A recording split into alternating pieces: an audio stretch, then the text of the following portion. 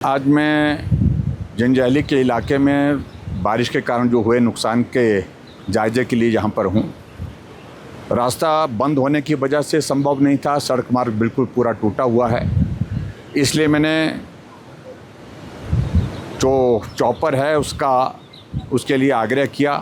रैनगोलू से जंजैहली खनुखली हेलीपैड तक मैं चॉपर के माध्यम से आया, वहाँ से मैं पैदल चल करके यहाँ पहुँचा हूँ। और जब हेलीकॉप्टर से मैंने जब चारों तरफ सराय विधानसभा क्षेत्र का जो प्रभावित क्षेत्र है, जो बाढ़ के कारण जिसमें बहुत बड़ा नुकसान हुआ है, उसको सबको देखा।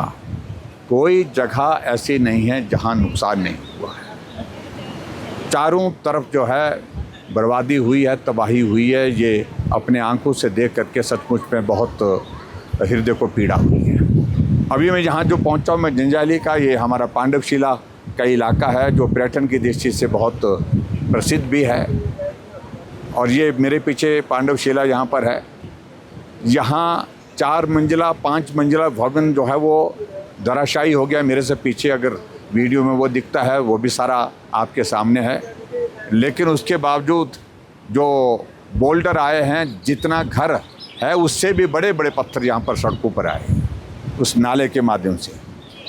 लेकिन पांडवशिला जैसे थी वैसे की वैसी है।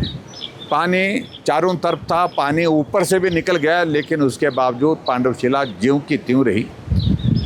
और अभी भी लोग आकर के पांडवशिला के इस स्थान पे आकर के इस आश्चर्यजनक स्थिति को, हालात को देखने के लिए जो है बहुत उत्सुक है कि ये पांडवशिला से बड़ी बड़ी शिलाएँ यहाँ से बह करके चले गए, लेकिन उसके बावजूद ये शिला ज्यों की त्यों वहाँ पर खड़ी है।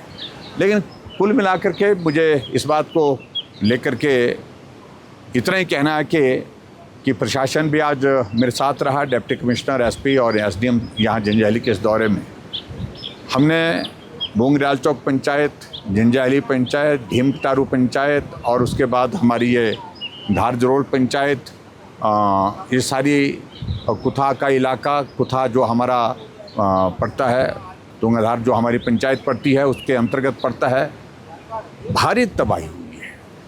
लेकिन सिर्फ इतना है कि बहुत जगह बहुत बड़ा नुकसान होने के बावजूद ज़िंदगियां बच गई थी। लेकिन इस जगह जहां मैं खड़ा हूं, यहाँ नुकसान होते होते ज़िंदगियां भी चले गई। 3 लोग जो है यहाँ बह कर के चले गए हैं। एक की डेड बॉडी रिकवर हुई, लेकिन अभी तक 2 लोगों की डेड बॉडी अभी तक भी रिकवर नहीं हुई।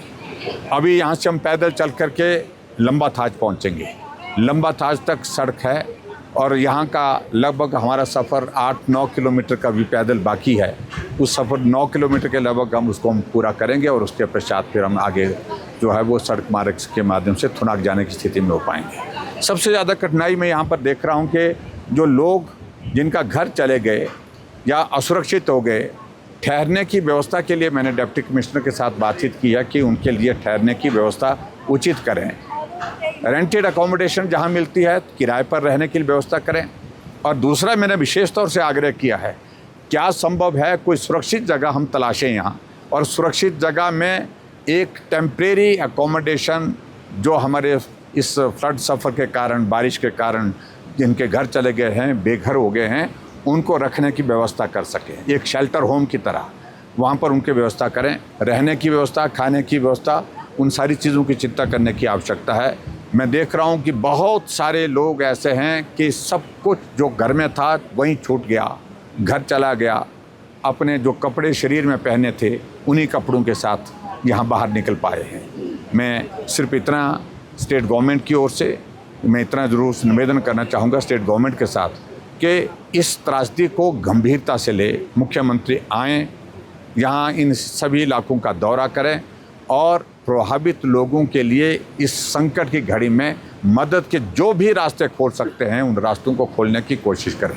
आज मैंने फिर से केंद्र सरकार के आदरणीय गृह मंत्री जी और डिफेंस मिनिस्टर, रक्षा मंत्री राजनाथ सिंह जी से भी बात हुई और मैंने सारी हालात को लेकर के जानकारी दी है।